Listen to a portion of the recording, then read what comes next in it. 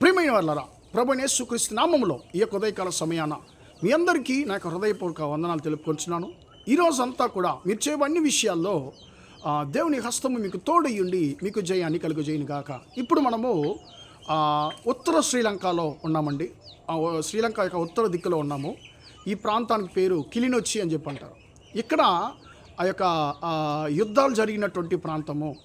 ఇక్కడ ఉండేటువంటి ప్రతి స్థలంలో కూడా మనము నేల మీద నిలబడి ఉండే ప్రతి స్థలంలో కూడా ఎవరో ఒకరు బూడ్చిపెట్టబడి ఉన్నారు.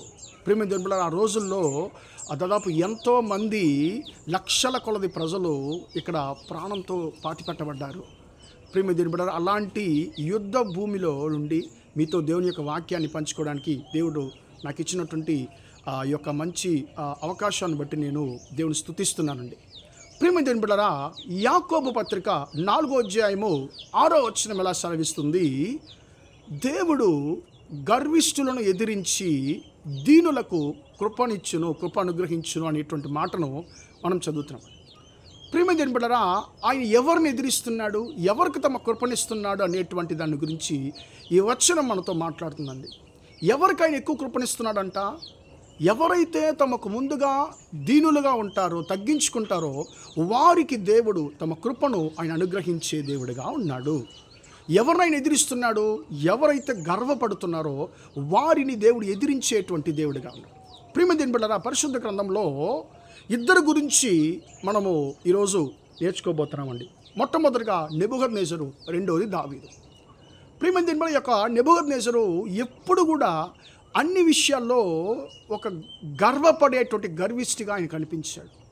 కాబట్టి దేవుడు ఆయన హెచ్చరిక చేస్తున్నాడు, అయ్యా నువ్వు ఎక్కువ గర్వపడుతున్నావు, జాగ్రత్త, దేవుని యొక్క తీర్పు నీ మీదకి రాబోతుంది, నేనే అంతా, నాకు మించినోడు ఎవరు లేరని చెప్పి నువ్వు ఎక్కువగా విర్రవేగుతున్నావయ్యా, చాలా జాగ్రత్త అని చెప్పి దేవుడు దానియేలు ప్రవక్త ద్వారా ఆయన హెచ్చరిక చేశాడు. ఆయనకు ఒక స్వప్నాన్ని ఇచ్చాడు, కళనిచ్చాడు.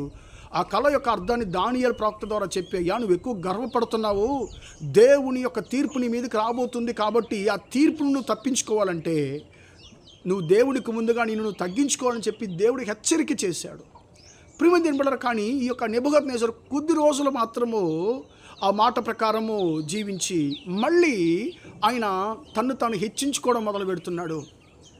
తన భవనంలో ఆయన సంచరిస్తున్నప్పుడు ఇది నా యొక్క బలము చేత రాజధానిగా నేను కట్టినటువంటి బబులోను భవనము కదా అని చెప్పి ఈయన తన్ను గురించి ఆయన గర్వంగా ఆయన ఆలోచిస్తున్నప్పుడు దేవుడి యొక్క మాట ఆకాశం నుండి కలుగుతుంది, నెబుకద్నెజరు, రాజ్యభారం నీ నుండి తొలగించబడింది, మనుష్యులు తమ యొద్ద నుండి నిన్ను తరిమివేసెదరు, నువ్వు గోవుల వలె నువ్వు గడ్డి తింటావయ్యా అని చెప్పి ఆయనకి చెప్పబడింది. ప్రియమైన దేవుని బిడ్డలారా, అప్పటి నుండి ఆ క్షణమే నెబుకద్నెజరు పిచ్చోడుగా మారిపోయాడండి. ప్రియమైన దేవుని బిడ్డ, గడ్డి తినే ఒక వ్యక్తిగా మారిపోయాడు. మనుషులు వారి ఎదురు తరిమి వేశారంటే అర్థం ఏంటండి? ఇక్కడ ఆయన పిచ్చోడుగా మారిపోయాడు, అదే అర్థం అండి. ప్రియమైన దేవుని బిడ్డలారా, ఒక గొప్ప రాజు, ఈ లోకాన్ని తన గుప్పిట్లో పెట్టుకున్నటువంటి గొప్ప రాజు ఆయన. ప్రియమైన దేవునికి ముందుగా ఆయన గర్వపడ్డాడు అన్ని విషయాల్లో, కాబట్టి ఆయన పిచ్చోడుగా మారిపోయాడు. ఏ మనుషులైతే ఆయన చూసి భయపడ్డారో ప్రియమైన దేవుని బిడ్డలారా, ఆ మనుషులే ఆయనను తమ యొద్ద నుండి తరిమి వేశారు.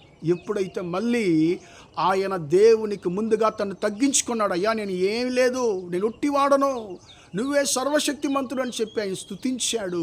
ప్రియమైన దేవుని బిడ్డలారా, తను దేవునికి ముందుగా తను తగ్గించుకున్నాడు. ప్రియమైన దేవుని బిడ్డలారా, అప్పుడు దేవుడు ఆయన్ని కనికరించి ఆయన స్వస్థపరిచి ఆయన యొక్క రాజ్యాన్ని మళ్ళీ ఆయన చేతికిచ్చాడు. ప్రియమైన దేవుని బిడ్డలారా, కాబట్టి మనం హెచ్చించబడుతున్నప్పుడు, మనుషులు మన గురించి గొప్పగా మాట్లాడుతున్నప్పుడు, ప్రియమైన దేవుని బిడ్డలారా, మనం ప్రతి విషయంలో మనం అందరికీ ప్రత్యేకమైన వారుగా కనిపిస్తున్నప్పుడు మనలో ఖచ్చితంగా తగ్గింపు స్వభావం, దీన మనస్సు ఉండాలండి. అయ్యా ఇవంతా కూడా నీ కృప వలనే నాకు కలిగాయని చెప్పి దేవునికి ముందుగా మనం తగ్గించుకున్నప్పుడు మనం ఇంకా కూడా దేవుని ద్వారా హెచ్చించబడతాం. దావీదు అదే చేశాడండి. పాత నిబంధన కాలంలో దేవుని యొక్క కృపను గురించి ఎక్కువగా మాట్లాడినటువంటి వ్యక్తి, రాసినటువంటి వ్యక్తి యొక్క దావీదు. ప్రియమైన దేవుని బిడ్డ, దావీదు యొక్క జీవితంలో ప్రియమైన దేవుని బిడ్డ ఆయన హెచ్చించబడుతూనే ఉన్నాడు. ప్రియమైన దేవుని బిడ్డ, ఒక్క విషయం తప్ప వేరే అన్ని విషయాల్లో కూడా ఆయన హెచ్చించబడ్డాడు. ఆయన జీవితము ఒక జయమగల జీవితంగా ఉన్నది. కారణం ఏంటంటే ఆయన దేవునికి ముందుగా ఆయన దీన స్వభావముతో ఉన్నాడు కాబట్టి ఆయనకు దేవుని యొక్క కృప ఎక్కువగా దేవుడిచ్చాడు. కాబట్టి ప్రియమైన దేవుని బిడ్డలారా, మనము మన జీవితంలో మనం నడిపిస్తున్నటువంటి దేవునికి ముందుగా గర్విష్ఠులము కాకుండా, ప్రియమైన దేవుని బిడ్డలారా, మనం దీన హృదయము గలవారిగా ఉన్నప్పుడు మనం ఇంకా కూడా దేవుని యొక్క కృపను మనం పొందుకోగలము. మనం ఎలాగున్నామో, దేవునికి ముందుగా మనం ఎలాంటి హృదయం గలవారిగా ఉన్నామనేటువంటి దాన్ని ఒకసారి మనం ఆలోచిద్దాము, ప్రార్థన చేద్దాం. ప్రేమగల మా తండ్రి, దయగల దేవ, ఇంతవరకు ఈ మాటలు విన్న తండ్రి, నీ బిడ్డలు మీరు దీవించండి, ఆశీర్వదించండి అయ్యా. తండ్రి స్తోత్రమయ్యా, నువ్వు గర్విష్ఠుని ఎదిరించి దీనులకు కృప అనుగ్రహించేటువంటి దేవుడు అయ్యా. స్తోత్రం, మేము నెబుకద్నెజర్ వలె కాకుండా అయ్యా, మేము గర్వపడేవారిగా కాకుండా తండ్రి అయ్యా స్తోత్రం, నీకు ముందుగా తగ్గింపు స్వభావం గలవారుగా మేము ఉండడానికి కృపద ఇచ్చేయండి అయ్యా. స్తోత్రం యొక్క కృపను ఇంకా ఎక్కువగా తండ్రి మేము పొందుకోవడానికి కృపద ఇచ్చేయమని ప్రార్థిస్తున్నాను అయ్యా. ఈ యొక్క మాటలు వింటున్న ప్రతి ఒక్కరికి కృపను అనుగ్రహించమని, ఈరోజంతా కూడా మా సహోదర సహోదరి చేసే అన్ని విషయాల్లో మీ హస్తం తోడుండను ఆశీర్వదించమని యేసయ్య నామంలో ప్రార్థించి అడిగి వేడుకొంచున్నాను తండ్రి. ఆమేన్, ఆమేన్. ప్రియమైన వాళ్ళారా, దేవుడు దీవించి ఆశీర్వదించును గాక. Praise the lord, praise the lord.